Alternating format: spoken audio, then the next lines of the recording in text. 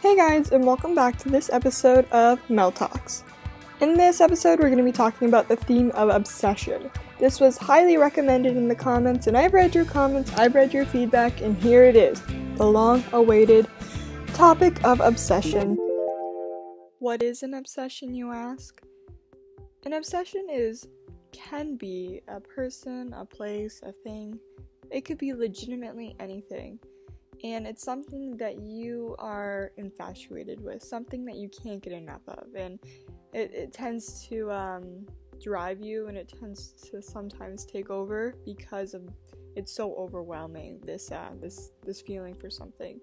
And I'm really excited about this podcast because the theme of obsession is super cool, and it's super broad, so we can talk about anything.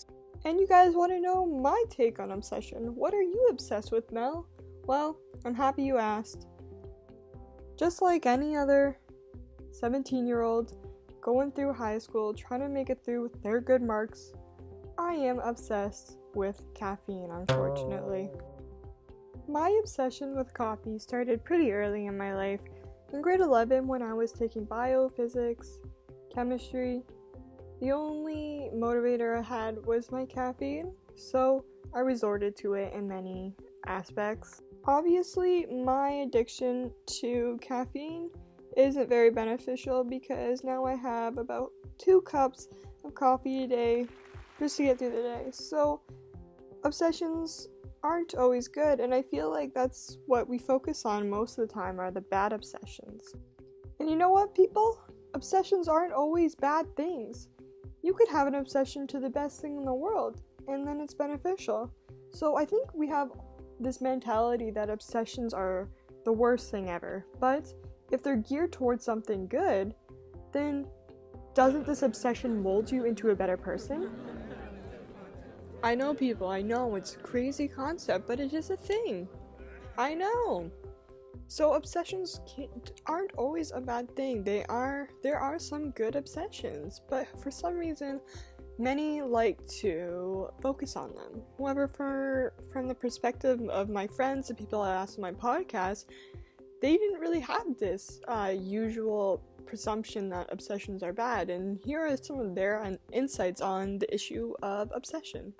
So I went out into the streets, and I asked some of my friends their take on their first interpretation of the word obsession. What is the first thing that pops into your head when you hear the word obsession? Someone who cannot get past something but thinks about it all the time. My first impression of the word obsession would be not necessarily a good thing or a bad thing, just someone who's really dedicated to something, wants to be involved in it all the time. It could go both ways if it's either good or bad. I think of controlling, like obsessive tendencies to control your life. Something that you really like and enjoy doing often. So then I was intrigued. I'm like, all these people have these first impressions kind of the same of the word obsession. I wanted to know more. Name an obsession you have. I'm obsessed with the adrenaline rush I get from exercise. Enjoy this very dad comment on his take of obsession. I'm obsessed with keeping the cars in good working condition so it can be safely taken to and from work, and I don't have to worry about anybody breaking down on the side of the road. I feel like I'm obsessed to my phone because I can't let go of it, and I'm always on Twitter, Instagram, liking people's photos, having to know all the time who posts what. I would say that I'm obsessed with music. I listen to music all the time at school. If I don't bring my headphones to school, I feel almost nervous in a sense because I listen to it all the time. So it's kind of like a clutch, or I meant to say crutch, not clutch. What's up online English people? I was meant to say crutch. But basically, yeah, I rely on it heavily. So of course, obsession can be a bad thing, but it can also be a good thing. So here's a personal experience of a good obsession I have. So I love to swim. I swim competitively and I swim every day. When I don't swim, I often feel uneasy. I often feel out of place because I didn't get to swim that day. After I'm done swimming, I can come out of the pool and I feel more concentrated and I can focus on new things. But when I don't go swimming that day, I feel very uneasy, like I didn't get my fix in a way.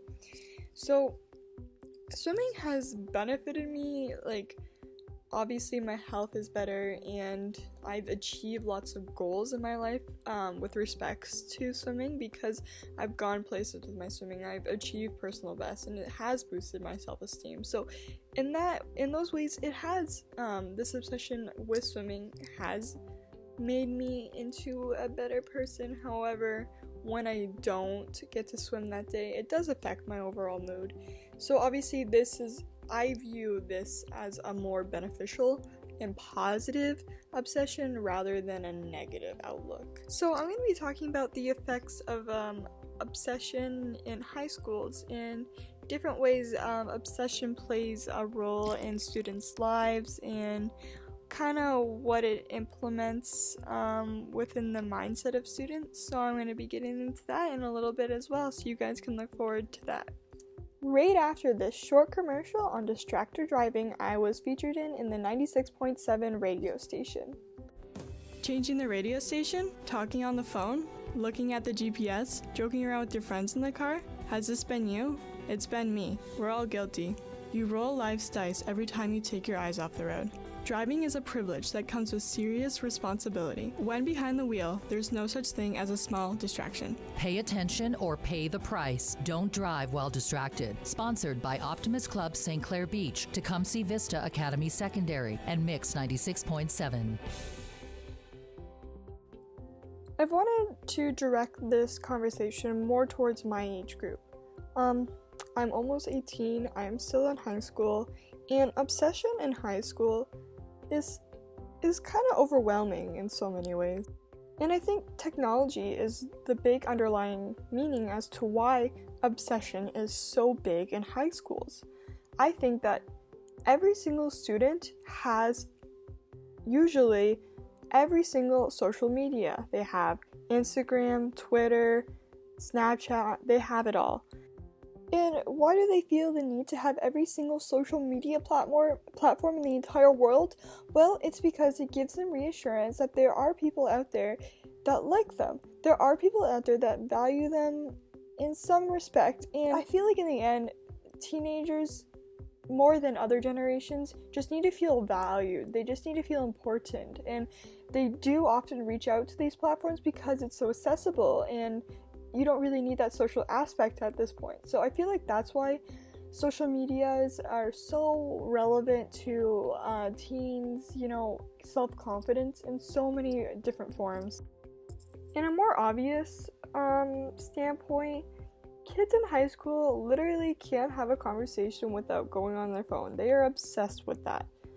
I think they just are obsessed with always being able to be accessible in the end and having these connections with all these people, and they are obsessed with not keeping these connections intact at all times, because if someone does reach out to them, they need to be there to, connect with them in the end. And technology is horrible, in my opinion. I wish I was born in the olden days, but I feel like every generation says that. But anyways, I feel like so many teenagers can't have a normal conversation without going on their phone and averting, and kind of relying on their technology, and they're obsessed with, it provides not only maybe a topic of conversation, but if you don't want to talk to someone, you put your head down, you put your headphones in, you look down at your phone, and people will take it as a sign of, hey, they don't want to talk. And I just feel like so many high schoolers are obsessed with their phones for so many different reasons, and I just wish I was born in a whole different generation. So as I was doing some research, I came across this new trend, and I'm like, alright, let me just see this new trend that I'm not going to be involved in, and I click on it, and it's the most absurd thing I've ever seen in my entire life. This is the newscaster, and this is the report they did on it. It's a social media fad that's causing a lot of concern. Kids are challenging one another to bite down on laundry detergent pods. In the last minute, Katie Brace takes a look at a dangerous trend and why Gronk is helping sound the alarm. All right, come on. The so-called Tide Pod Challenge on the internet has teens biting into detergent pods. But the challenge can kill. The pods are highly concentrated and poisonous. So far this year, calls are up 20% to poison control centers from teens exposed to laundry pods. No, no, no, no, no, no, no. To deter teens, Tide made this short online video with Patriot star Rob Gronkowski. Gronk tweeted it out a few hours ago. What the heck is going on, people? Use Tide Pods for washing, not eating. The Consumer Product Safety Commission says it's working to make pods safer. We've worked diligently with industry, making the film on that packet even more tough. So, I think we all had the same reaction to that video. What the heck? What is our generation coming to? So, I brought in the expert, my mom, to talk about her thoughts on that the new Tide Pod Challenge. Hello and welcome back. So we have a very special guest speaker here today. Can you give us your name and tell us something about yourself?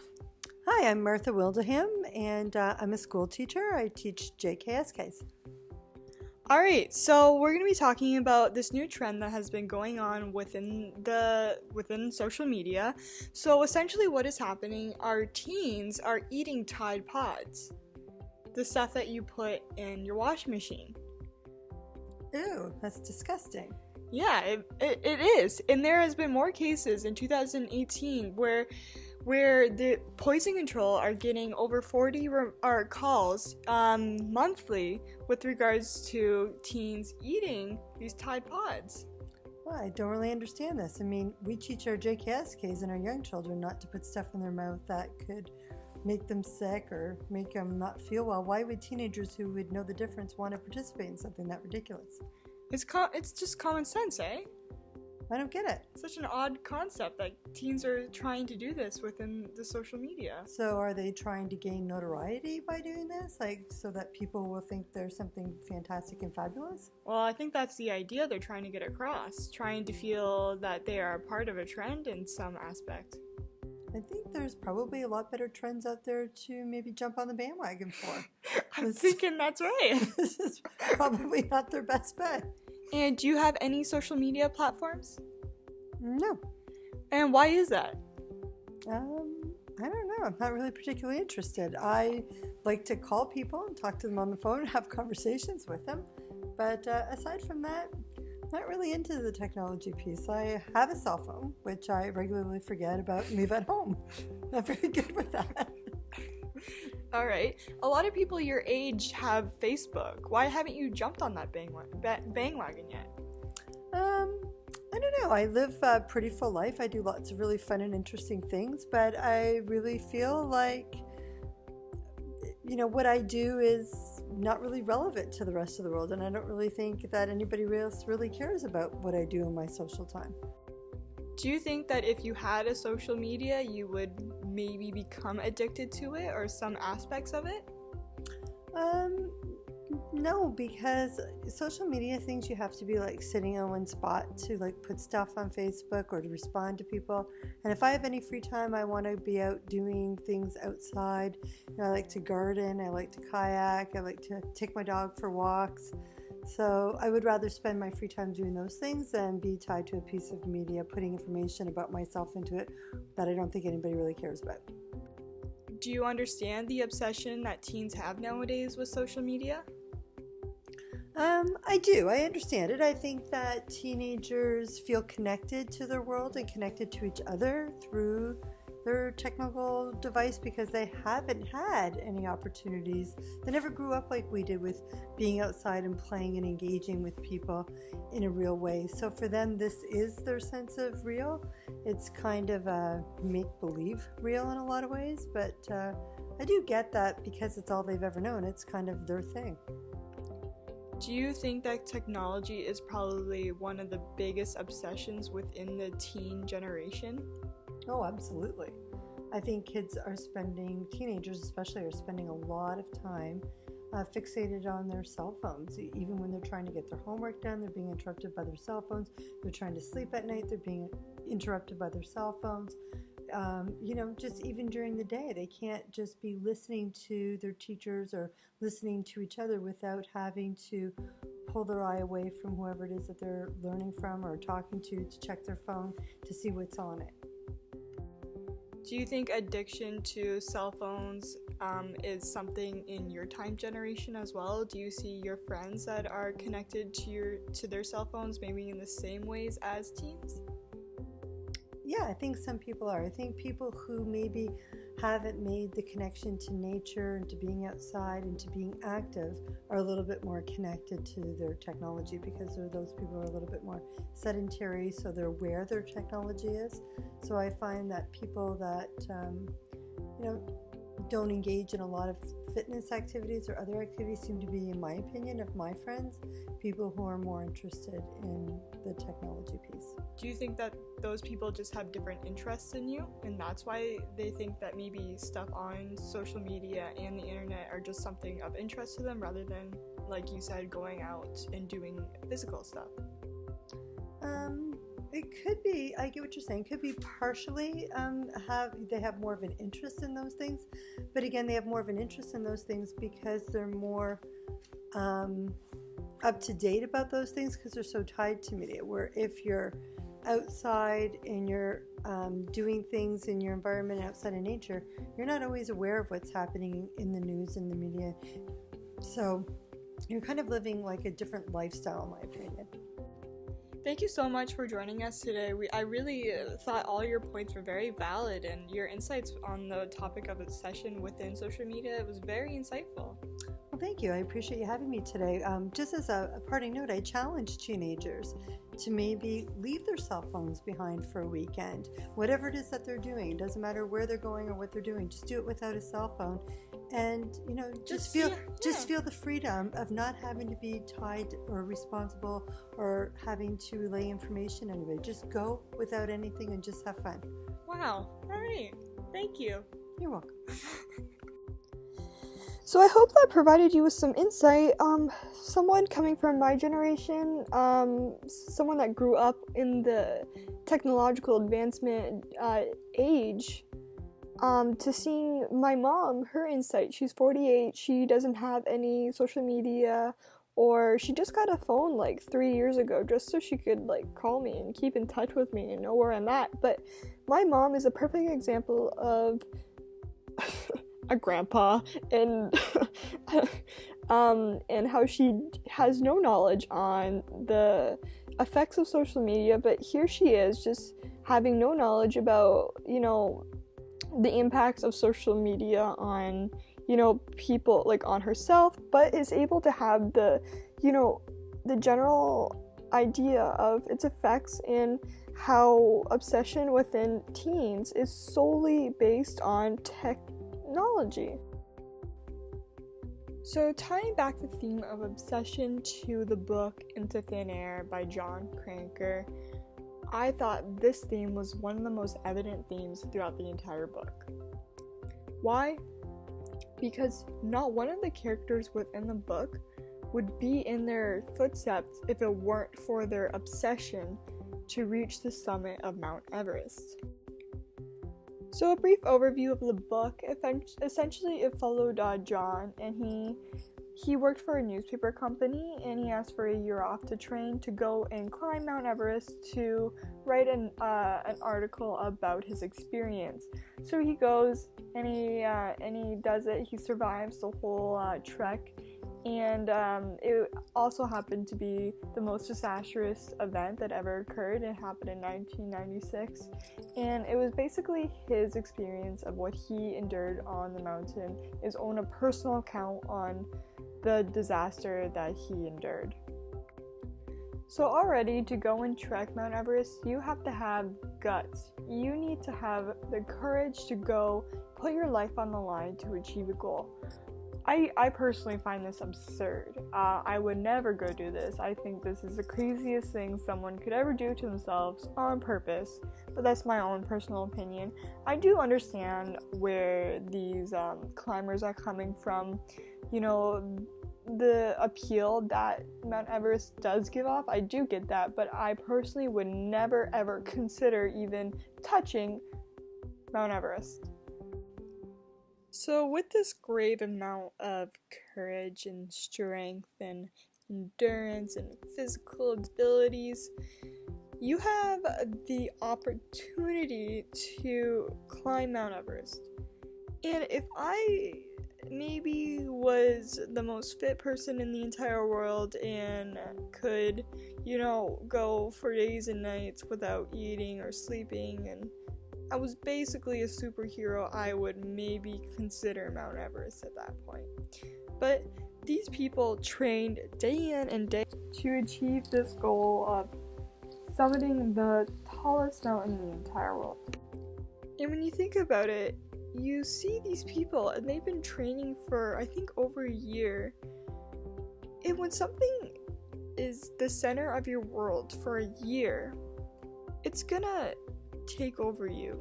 It's gonna take over your priorities. You're gonna start putting it above other things because it's been the center of all your actions for so long. And how could it not become an obsession at that point? And I feel like each person that did go and attempt to climb Mount Everest all had different reasons as to why they did it and what motivated their obsession. Like, for example, I did my essay on Nesha, I think I would pronounce her name, and she was the oldest lady to summit Mount Everest. And I'm pretty sure that would be her underlying reason for her obsession, because that should make sense, She climbed all these other mountains and she, exceeded those expectations by going and attempting Mount Everest. Unfortunately, she did pass, but her obsession brought her there, and her obsession, brought her to her death in the end. And that's the power of what your obsession could lead to in the end, and it's the reality for some cases. So as I was doing some research to find something that backed up my opinion of an actual mountaineer that climbed Everest because of their obsession, and I came across an interview with Beck Weathers. Beck Weathers was on the mountain in 1996, and he's the one that was left for dead with Namba. Namba unfortunately did not come back from Everest and died there on the mountain. However, when they left him, he was in and out of a coma for 15 hours and awoke in the end. And basically, he talks about his experience, why he was there in the first place, and he goes in depth about his obsession with achieving the 7 summits, and he goes on to talk about how his obsession affected not only himself but the people around him. So this interview is super insightful, so take a listen. Well, the takeaway from Everest turned out to be not at all what I expected. I was pursuing the 7 Summits quest, which is to climb the tallest mountain on each of the 7 continents. I got that idea from Dick Bass, who's an irrepressible soul, and had basically pursued that and leaving Everest for number 7. And I thought that I would go and enjoy the climb, a unique culture. But what I got instead was a serious wake-up call. It's pretty much like if you can't learn something from dying, then you are definitely a slow learner. I'd always been fairly obsessed with work, with training for mountains, and those kinds of behaviors make you very successful, but they also do not leave a lot for the people in your life. And as a result, those that had alienated my wife Peach and estranged me somewhat from my kids. And so I came back from Everest with no other choice other than to change my life. And fortunately, doing so has given me a real sense of peace and allowed me to reconnect with Peach, and we're now just like a pair of old shoes, growing old together comfortably. But I always in the past lived in the future. That was the nature of how I conducted everything. I'd set a goal, I'd pursue the goal, achieve the goal, set another goal, and just constantly making that circle, which means that you're always living in the future, which never arrives. And so now I really don't do that so much anymore. I live in the today, the present. I enjoy my new grandbaby, and it's a lot more peaceful. And it's, life is just simply better when you get to the point where you can live comfortably in your own skin and not try to define yourself by achievements alone. I had to learn to do it because Peach gave me no choice. When we got back, she told me that she decided to divorce me while I was on the mountain. She'd had just enough of my adventuresome spirit and wasn't going to tell me that until I got back to Dallas. And the day that I walked in, she told me. And I understood. And I told her that I would never blame her for that. And I could understand how she would feel that way, and I would support whatever decision she would make. And she said, well, no, damn you got 1 year. You proved to me that you're a different person and your priorities are different, right? And that what is important to you in your life is your family and the people around you. And at that point I knew that there are a lot of struggles I've had, and that was the most vital that I've ever done. So as you can tell, Beck Weathers was kind of the perfect example of obsession within Mount Everest. He had to literally face death to realize that, hey man, you need to get your act together, like what the crap's going on here? You need to get your priorities in straight. You can't be there for your family if you're dead. So he had to literally face his obsession head on and realize, you know what, I want a better life. And because of this, he actually wrote a book about his experience during and after, and how Everest affected his life and his family life. And it's a perfect example of the power of your obsession and wanting to achieve these goals. But there's so many hardships that could occur, and I don't think many people really, take this into account when they set their goals, because they need to realize that they need to prioritize themselves and their own well-being and ensure that, it doesn't take over their life. They still need to have a balance between good and evil, and that achieving goals doesn't need to take over your life enough to motivate you to achieve them. So that's all I'm going to say about obsession for this podcast. I chose to focus on the theme of obsession because it related back to my remix, as well as the book Into Thin Air, and within my essay. My thesis was centered around how obsession alters the state of mind, and how it doesn't allow people to act rationally to situations that would usually not be an issue.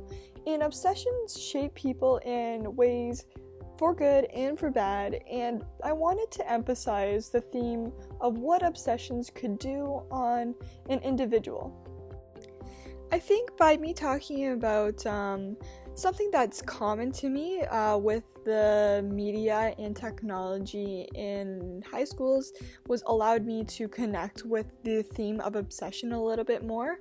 I love being able to have guest speakers on, and having the thoughts of my friends and family to be able to be incorporated into this podcast was super cool and super exciting. I just hope that you guys liked it and you guys learned something about my insight to what obsession meant to me, what obsession meant with regards back to the book, back to the media, and it was super cool, and I hope you guys liked it. So if you guys could give it a like and a comment below about your thoughts, maybe your own obsession, your own insight on it, I'd love to know. So I hope you enjoyed, and I'll see you next week on Mel Talks. Bye! Special thanks to guest speakers including Lily Kayum, Marissa Pollan, Doris Strekovalk, Julie St. Ange, and Wayne St. Ange. Special thanks to the advertisement Melanie St. Ange and 96.7 for the Distracted Driving campaign, Apple Music sound effects. Special thanks to YouTube and the clips I took from there, including Buck Weathers' interview with subject of Everest's 2015 movie 1996 Tragedy. Our Count Mountain Springs, published on October 14, 2016. YouTube clip Do Not Eat, Growing Warrants Against Dangerous Tide Pod Challenge, published by CBS Boston in 2018.